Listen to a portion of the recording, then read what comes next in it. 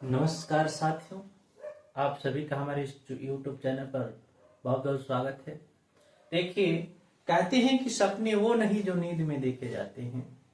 सपने वो नहीं जो नींद में देखे जाते हैं, सपने तो वो है जो नींद नहीं आने देते हैं। चलिए शुरू करते हैं आज के इस टॉपिक का, जिसका नाम है सेल। यह जीव विज्ञान का एक बहुत ही इम्पोर्टेंट और बड़ा चैप्टर है। तो इसकी शुरुआत करते हैं। पहले जानते हैं कि व्हाट इज सेल। सेल है क्या? सेल की डेफिनेशन क्या होती है? Definition of cell. देखिए दोस्त, कहते हैं कि the cell is the structural and functional unit of life. Cell is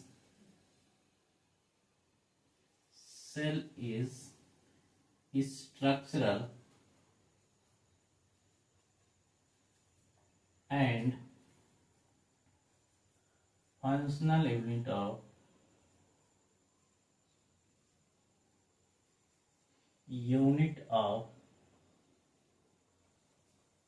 life। जो कोशिका होती है वह सजीवों की संरचनात्मक एवं क्रियात्मक इकाई है। चलिए देखिए, जिस तरह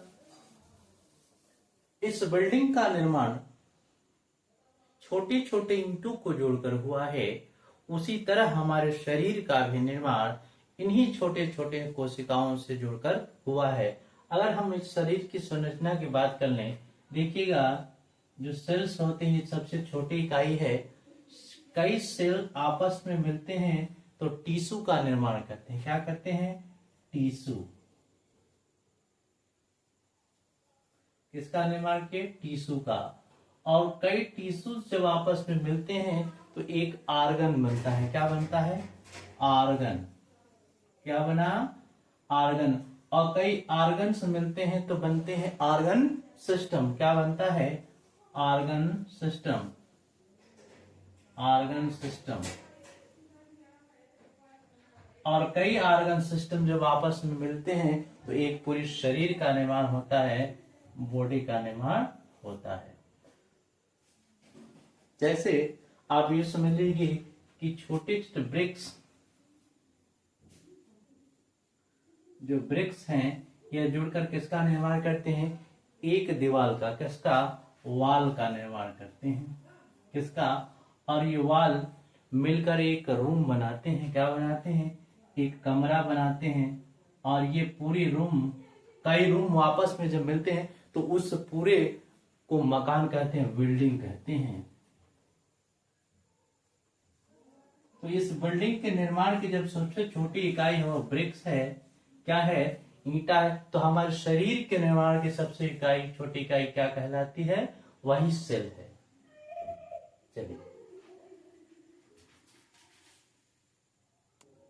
चलिए आगे बढ़ते हैं और जान लेते हैं कुछ सेल से जुड़े कुछ टॉपिक्स का, जिससे बड़े ही सवाल पूछे जाते हैं। हर टॉपिक अपने आप में एक सवाल है। देखिए, कहते हैं कि डिस्कवरी ऑफ सेल। सेल की खोज किसने की थी? तो सेल की खोज रॉबर्ट हुक ने की थी। किसने की थी? रॉबर्ट हुक ने। किसने की थी? रॉबर्ट हुक ने। और कब की थी? 1665 में की थी। कब की थी? 1665 ईस्वी में की थी। चलिए अगला जो है तो है साइटोलॉजी। तो साइटोलॉजी होता है study of cell. Study of cell. कोशिका का जो अध्ययन है वो क्या कहलाता है? वही साइटोलॉजी कहलाता है। चलिए अगला जो है स्मॉलेस्ट सेल। सबसे छोटी कोशिका किसकी है? तो माइकोप्लाज्मा की। माइकोप्लाज्मा की। चलिए अगला है लॉन्गेस्ट सेल। सबसे लंबी, यही थोड़ा सा दिक्कत है, लार्जेस्ट और लॉन्गेस्ट। तो लॉन्गेस्ट जो सेल होती है वह होती है नर्व सेल। क्या होती है? Nerve cell. नर्व सेल तंत्रिका की जो कोशिका होती है वो सबसे लंबी कोशिका होती है। लॉन्गेस्ट सेल, सबसे जो लार्जेस्ट, सबसे बड़ी जो कोशिका होती है वह है ostrich egg. Ostrich egg cell. शुतुरमुर्ग के अंडे की जो कोशिका है वह सबसे बड़ी होती है। चलिए, मनुष्य के शरीर में सबसे छोटी बड़ी क्या है? तो मनुष्य के शरीर में सबसे लार्जेस्ट है ओवम सेल। क्या है? ओवम। इसे एग सेल भी कहते हैं, ठीक। और सबसे स्मॉलेस्ट है वह है स्पर्म सेल। Sperm cell. तो स्पर्म की जो कोशिका है सबसे छोटी और ओवम की सबसे बड़ी होती है। चलिए, इसके बाद हम लोग जान लेते हैं टाइप्स ऑफ सेल। क्या जान लेते हैं? Types of cell. चलिए जान लेते हैं टाइप्स ऑफ सेल। देखिए, कोशिकाएं जो होती हैं यह दो प्रकार की होती है। कितने प्रकार की होती हैं? दो प्रकार की।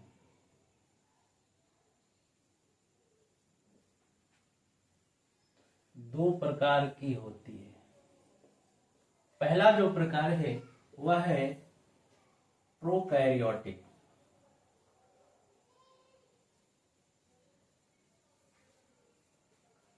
Prokaryotic cell. देखिए, प्रोकैरियोटिक सेल क्या होता है?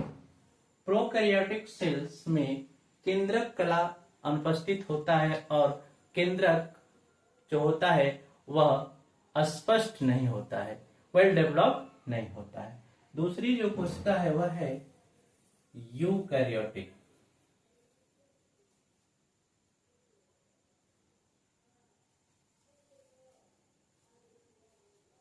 Eukaryotic cell.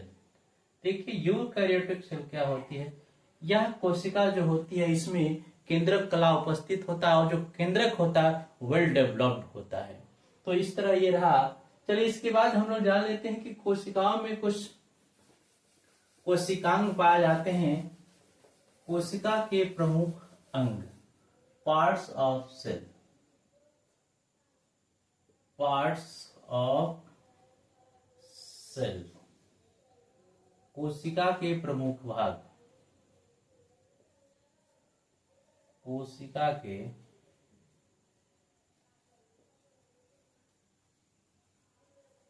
प्रमुख भाग।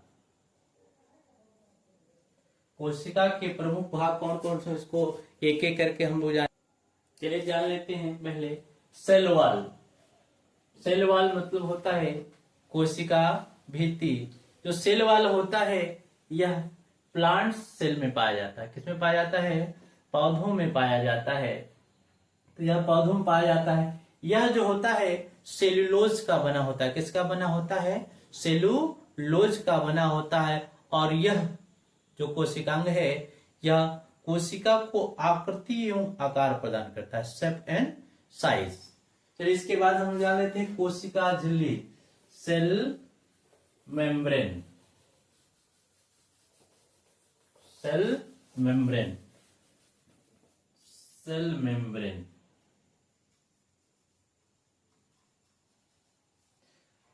कोशिका झिल्ली।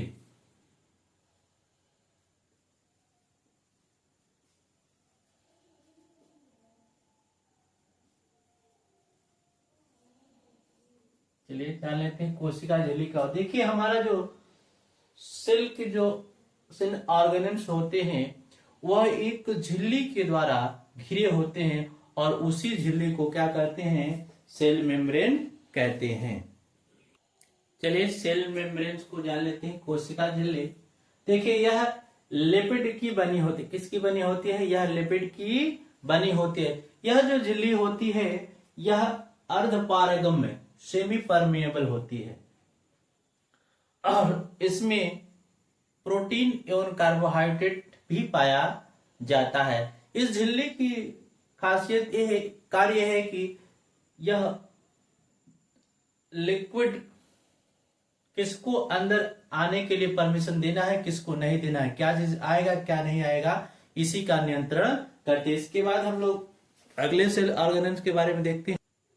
चलिए देखते हैं सेंट्रोसोम। देखते हैं सेंट्रोसोम, यह एनिमल सेल्स में पाई जाती है। सेंट्रोसोम जो है एनिमल सेल में पाई जाती है और यह समसूत्री विभाजन के समय ध्रुव का पोल का निर्माण करती है।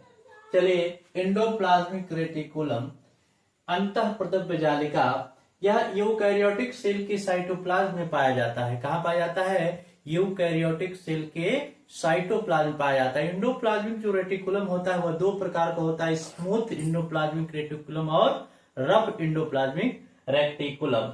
यह प्राणियों में लिपिड संश्लेषण का मुख्य स्थल है। क्या है? यह लिपिड संश्लेषण का मुख्य स्थल है। चलिए अगला जो हम देखते हैं, राइबोसोम। यह आरएनए का बना होता है, राइबोन्यूक्लिक एसिड का बना होता है। यह प्रोटीन संश्लेषण में मदद करता है। किसमें मदद करता है भाई? प्रोटीन के संश्लेषण में मदद करता है। राइबोसोम को प्रोटीन की फैक्ट्री के नाम से जाना जाता है। जो अगला सेल ऑर्गन है वह गोल्जी बॉडी, जिसे गोल्जी कॉम्प्लेक्स भी कहते हैं। यह सूक्ष्म नलिकाओं के समूह एवं थैलियों का बना होता है। यह सेल वॉल एवं लाइसोसोम का निर्माण करता है। फिर इसके बाद हम लोग जानते हैं अगला जो हमारा कोशिकांग है वह है माइटोकॉन्ड्रिया। क्या है? माइटोकॉन्ड्रिया। चलिए जान लेते हैं माइटोकॉन्ड्रिया। माइटोकॉन्ड्रिया कोशिका का एक बहुत ही महत्वपूर्ण सेल ऑर्गेनेल्स है। देखिए इसकी खोज अल्टमैन नामक वैज्ञानिक ने की थी। किसने की थी? अल्टमैन नामक वैज्ञानिक ने की थी। लेकिन बेंडा ने इसका नाम माइटोकॉन्ड्रिया रखा था। माइटोकॉन्ड्रिया रखा किसने था? बेंडा ने रखा था।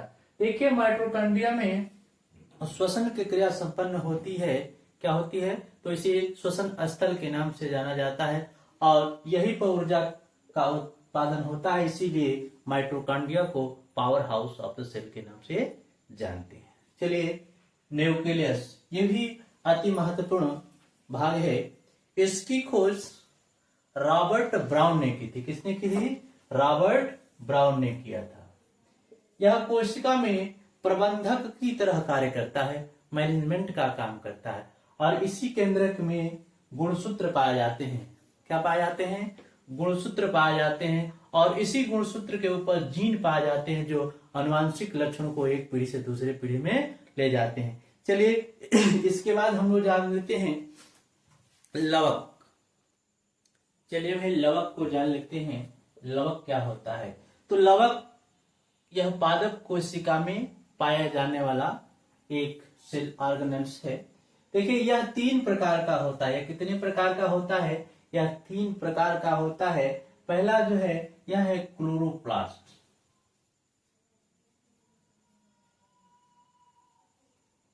क्या है? क्लोरोप्लास्ट। इसे हरित लवक कहते हैं। यह हरे रंग का लवक है जो पौधों में पाया जाता है और यह क्लोरोफिल की उपस्थिति के कारण हरा होता है। और जो क्लोरोफिल होता है यह प्रकाश संश्लेषण की क्रिया में मदद करता है।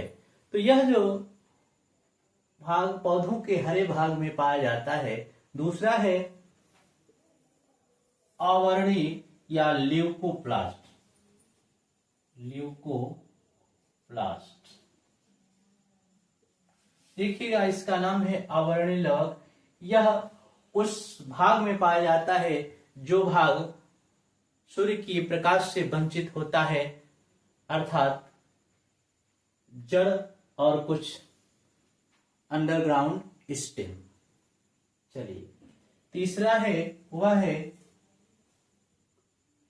क्लोरोप्लास्ट, ल्यूकोप्लास्ट और क्रोमोप्लास्ट।